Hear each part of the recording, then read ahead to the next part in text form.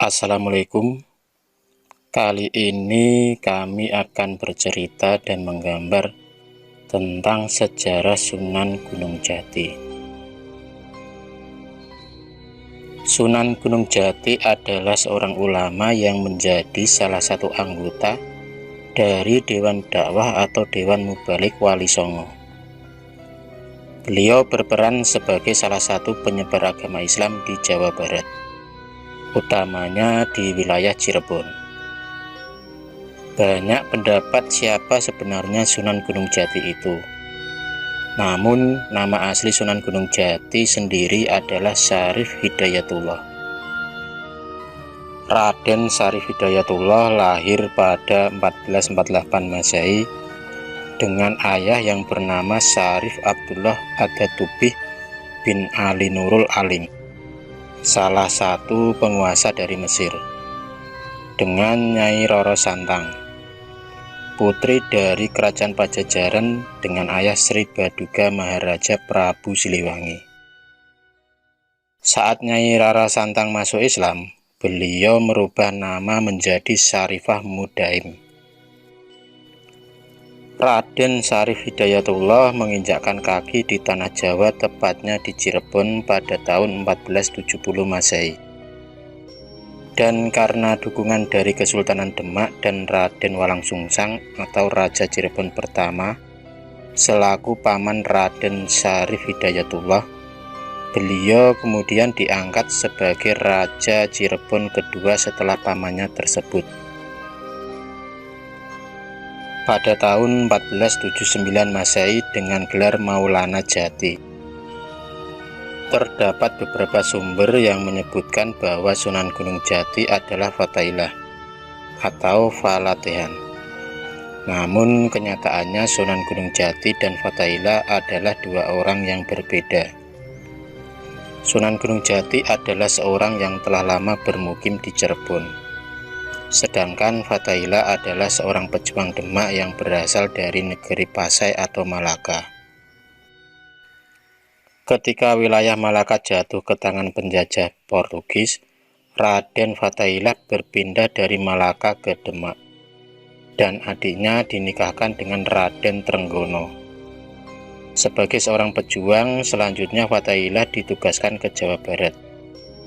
Fatailah bersama dengan para pengikut Sunan Gunung Jati menyerang Banten dan Sunda Kelapa yang dikuasai oleh Pajajaran. Dikutip dari kitab Purwakacaruban Nagari yang ditulis dalam huruf Jawa dengan bahasa Kawi Cirebon, Pangeran Cakrabuana dan adiknya Ratu Mas Roro Santang telah masuk Islam dikarenakan mimpi mereka yang sama, yakni bertemu dengan Nabi Muhammad SAW. Singkat cerita, akhirnya mereka menunaikan ibadah haji bersama.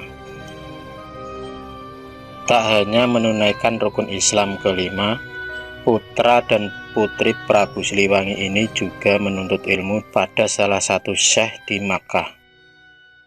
Suatu hari keduanya didatangi oleh utusan dari Sultan Abdullah dari Mesir. Utusan tersebut mengungkapkan bahwa tujuan kedatangannya adalah Sang Sultan ingin melamar Ratu Mas Roro Santang untuk dijadikan istri. Rara Santang pun menerima lamaran tersebut, dan Pangeran Cakrabuana bertindak sebagai wali dalam pernikahan tersebut. Pernikahan Ratu Mas Roro Santang dan Sultan Abdullah dilangsungkan di Mesir dengan cara mazhab Imam Syafi'i. Pangeran Cakrabuana selanjutnya sempat tinggal di Mesir bersama dengan adiknya selama 6 bulan, sebelum akhirnya pulang kembali ke tanah Jawa. Nyai Roro Santang hidup bahagia bersama suaminya di negeri Mesir, dan beliau merubah namanya menjadi Syarifah Mudaim. Syarifah Mudaim kemudian mengandung anak pertama mereka dan melahirkan putra pertamanya tersebut di kota Mekah saat melakukan ziarah. Putra mereka kemudian diberi nama Syarif Hidayatullah. Beberapa tahun kemudian, di usia Syarif Hidayatullah yang masih muda, ia ditinggal mati oleh ayahnya dan membuatnya hanya diasuh oleh ibunya sendiri. Beliau memiliki minat tinggi terhadap ilmu agama dalam usia muda. Dia mulai berguru pada beberapa syekh di wilayah Timur Tengah. Dan pada tahun 1470, beliau bersama ibunya berangkat menuju Pulau Jawa untuk mengamalkan ilmunya. Sebagai seorang Sunan yang menyiarkan agama Islam di tanah Jawa, Sunan Gunung Jati tentunya memiliki ajaran-ajaran khusus yang biasanya diamalkan kepada para murid-murid yang menimba ilmu agama Islam padanya. Ada beberapa ajaran utama yang menjadi dasar ilmu agama dan ilmu kehidupan dari Sunan Gunung Jati yang masih dapat kita amalkan. Di antaranya adalah nilai-nilai tentang ketakwaan dan keyakinan. Beberapa hal yang diajarkan oleh Sunan Gunung Jati tentang nilai-nilai ketakwaan dan keyakinan terhadap Tuhan Yang Maha Esa adalah memelihara fakir miskin, sholat dengan khusyuk dan tawadhu, ibarat anak panah yang menancap kuat pada sasaran, berpuasa dengan kuat layaknya tali gendewa, beribadah secara istiqomah dan terus-menerus.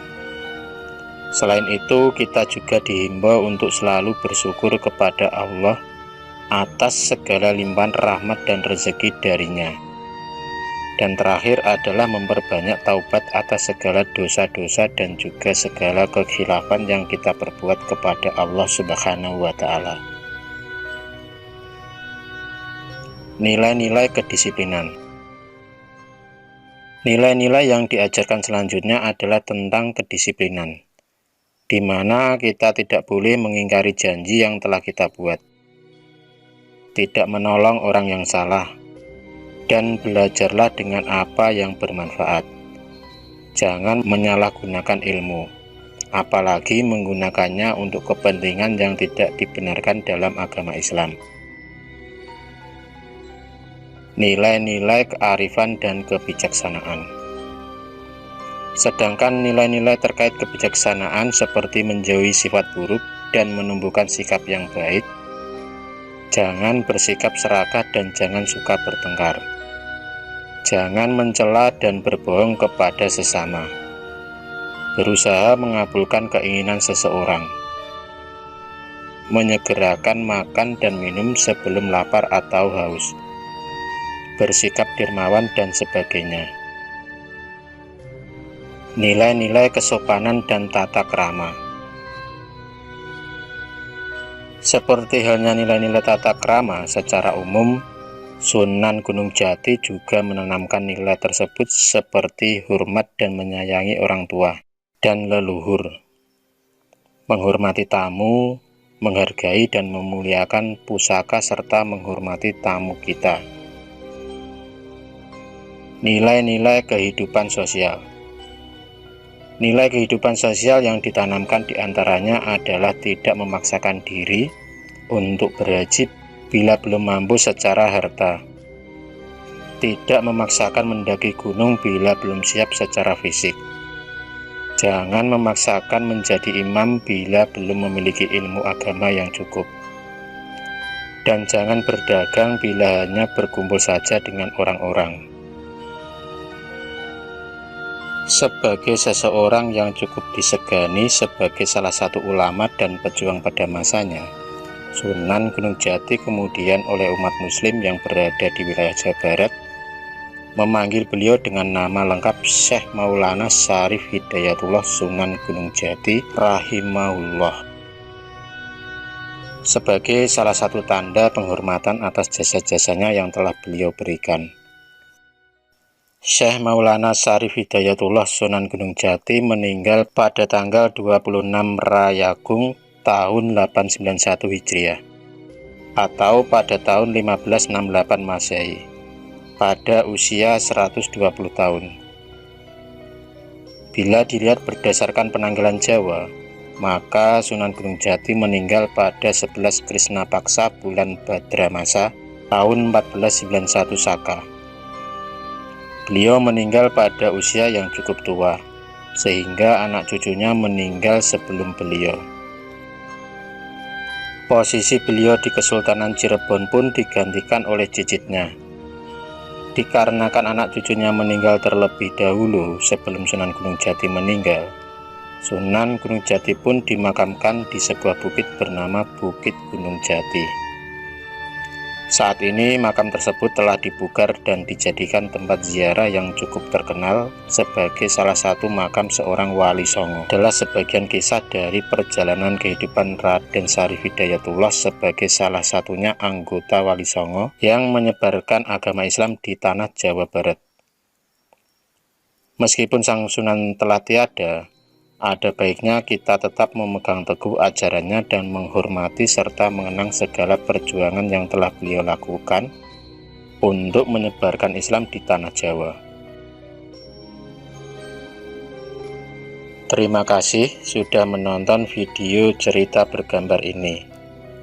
Klik subscribe untuk terus berlangganan video-video cerita bergambar selanjutnya. Semangat berkarya!